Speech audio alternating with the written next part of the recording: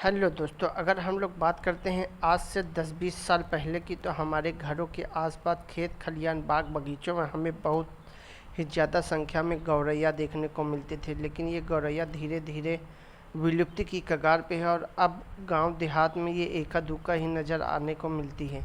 ये भी गिद्धों की तरह एकदम ख़त्म होने की कगार पे है। गौरैया एक छोटी चिड़िया है। यह हल्की भूरे रंग का सफ़ेद रंग में होती है। इसके शरीर पर छोटे छोटे पंख और पीली चोंच व पैरों का रंग पीला होता है। नर गौरैया की पहचान उसके गले के पास काले धब्बे से होती है। 14 से 16 सेंटीमीटर लंबी यह चिड़िया मनुष्य के बनाए हुए घरों के आसपास रहना पसंद करती है। इसे हर तरह की जलवायु पसंद है। गांवों, कस्बों, शहरों और खेतों के आसपास यह बहुतायत में पाई जाती है। नर गौरैया के सिर पर ऊपरी भाग, नीचे का भाग तथा गालों का रंग भूरा होता है तथा गला, चोंच और आँखों का काला रंग होता है, जबकि मादा चिड़िया के सिर और गले पर भूरा रंग नहीं होता। लोग इन्हें चिड़ा चिड़िया भी कहते हैं। यह निहायत ही घरेलू किस्म का पक्षी है जो यूरोप और एशिया में सामान्य रूप से पाया जाता है। मनुष्य जहाँ जहाँ भी गया, इस पक्षी ने उसका अनुसरण किया। उन्हीं के घरों के छप्परों में घोंसला बनाया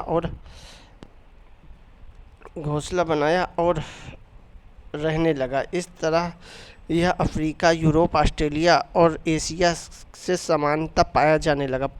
इस पक्षी गौरैया की मुख्य 6 प्रजातियां पाई जाती है: हाउस स्पैरो अथवा घरेलू चिड़िया, Spanish sparrow, सिंड sparrow, russet sparrow, dead सी स्पैरो, ट्री स्पैरो। इनके अलावा सोमाली पिंक, लागो शैली, ये प्रजातियां भी पाई जाती हैं। अगर हम गौरैया की धार्मिक बात करें तो भारतीय पौराणिक मान्यताओं के अनुसार यह चिड़िया जिस भी घर में या उसके आंगन में रहती है, वहाँ सुख और शांति बनी रहती है। खुशियाँ उसके द्वार पर हमेशा खड़ी रहती है और वह घर दिनों दिन तरक्की करता है। इसके अलावा भी हिंदू धर्म में ऐसे भी और भी पक्षी हैं जिनका धार्मिक और आध्यात्मिक महत्व माना गया है। पक्षियों के हिंदू धर्म में देवता और पितर माना गया है। कहते हैं कि जिस दिन आकाश से पक्षी लुप्त हो जाएंगे, उस दिन धरती से मनुष्य भी लुप्त हो जाएगा। किसी भी पक्षी को मारना अपने पितरों को मारना माना गया है। विलुप्त होती गौरैया। घरों को अपनी चींची से चहकाने वाली गौरैया अब दिखाई नहीं देती। इस छोटे आकार वाले खूबसूरत पक्षी का कभी इंसानों के घरों में बसेरा हुआ करता था और बच्चे बचपन से इसे देखते थे। देखते देखते बड़े होते थे, परंतु अब ऐसा नहीं है और गौरैया पूरी तरह से विलुप्त हो रही हैं। ज़रा सोचो, अगर हमारे आसपास से गौरैया बिल्कुल ही विलुप्त हो जाएगी तो हमारे आसपास कीड़े मकोड़ों की तादाद बहुत ही ज़्यादा हो जाएगी और हमें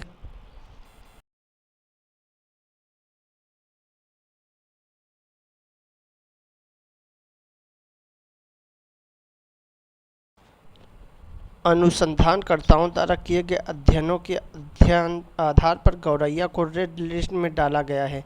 आंध्र विश्वविद्यालय द्वारा किए गए अध्ययन के मुताबिक गौरैया की आबादी में करीब 60% की कमी आई है। यह घास हास्य ग्रामीण और शहरी दोनों ही क्षेत्रों में हुआ है। पश्चिम देशों में बहुत अध्ययन के अनुसार गौरैया की आबादी घटकर खतरनाक स्तर तक पहुंच गई है। विश्व गौरैया दिवस। गौरैया पर मंडरा रहे खतरे के कारण ही सुप्रसिद्ध पर्यावरणवादी मोहम्मद ई दिलावर जैसे लोगों के प्रयास से आज दुनिया भर में 20 मार्च को विश्व गौरैया दिवस मनाया जाता है, ताकि लोग इस पक्षी के संरक्षण के प्रति जागरूक हो सके। दिलावर द्वारा शुरू की गई इस पहल पर ही आज बहुत से लोग गौरैया बचाने की कोशिश में जुटे रहे हैं। पक्षी विज्ञानी हेमंत सिंह के अनुसार आवासीय हास्य अनाज में कीटनाशकों के इस्तेमाल, आहार की कमी और मोबाइल फ़ोन तथा मोबाइल टावरों से निकलने वाली सूक्ष्म तरंगों गौरैया के अस्तित्व के लिए खतरा बन रही है। लोगों में गौरैया को लेकर जागरूकता पैदा किए जाने की ज़रूरत है, क्योंकि कई बार लोग अपने घरों में इस पक्षी के घोंसले को बसने से पहले ही उजाड़ देते हैं। कई बार बच्चे इन्हें पकड़कर पहचान के लिए इनके पैर में धागा बांधकर इन्हें छोड़ देते हैं। इससे कई बार किसी पेड़ की टहनी या शाखाओं में अटक कर इस पक्षी की जान चली जाती है। इतना ही नहीं, कई बार बच्चे गौरैया को पकड़कर इसके पंखों को रंग देते हैं, जिससे उसे उड़ने में दिक्कत होती है और उससे स्वास्थ्य पर भी विपरीत असर पड़ता है। पक्षी विज्ञानी के अनुसार गौरैया को फिर से बुलाने के लिए लोगों को अपने घरों में कुछ ऐसे स्थान उपलब्ध कराने चाहिए जहां पे गौरैया आसानी से आए और अपना बच्चे दे, अंडे दे और उनमें से बच्चे निकले।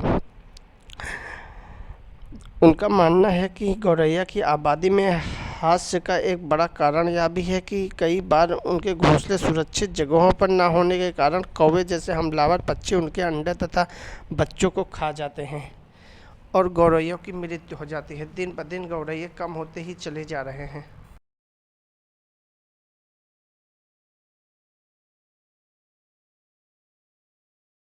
नर गौरैया के गले पर जो काला धब्बा होता है उसे बिब कहा जाता है। पूरे साल के दौरान नर गौरैया की चोंच भूरे रंग की होती है, लेकिन प्रजनन का मौसम आते ही वह काले रंग में बदल जाती है। क्या आपको पता है, अंडे से चूजे बाहर निकलने के बाद नर और मादा गौरैया कुछ दिनों तक अपने बच्चों का मल निगलते हैं। उसके बाद वे उसे घोंसले से दूर फेंक देते हैं। कई बार ऐसा भी देखा गया है कि किसी कारण अगर गौरैया बच्चे के माता पिता दोनों मर जाते हैं, तब घोंसले में चीख रहे उन अनाथ बच्चों की आवाज़ सुनकर दूसरे गौरैया जोड़े उन्हें अपना लेते हैं, माता पिता बनकर उनकी देखभाल करते हैं।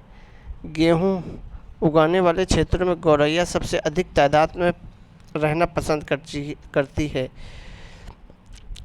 क्या आप जानते हैं, स्पैरो के घोंसले में कई बार दूसरे परजीवी भी अंडे देते हैं, जिन्हें पहचान कर मादा गौरैया अपने घोंसलों से बाहर धकेल देती है। गौरैया प्रवासी पक्षी नहीं है, लेकिन अपने बड़े बड़े झुंड लगभग 1.5 से 5 मील के दायरे में घूमते या स्नान भिन्न भिन्न प्रकार के जलवायु में जीवित रह सकती है, लेकिन यह उष्णकटिबंधीय क्षेत्र में जलवायु रहना अधिक पसंद करती है, क्योंकि इसी तरह का वातावरण गौरैया के लिए अनुकूल माना गया है।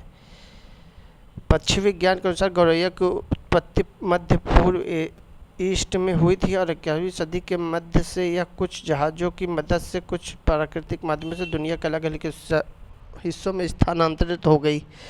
तो गौरैया को बचाना हमारा लक्ष्य होना चाहिए, ताकि हमारे आने वाली नस्ल गौरैया को देख सके। और गौरैया को संरक्षण इन्वायरमेंट के लिए बहुत ही ज़रूरी है। Thank you. चैनल को लाइक करें, सब्सक्राइब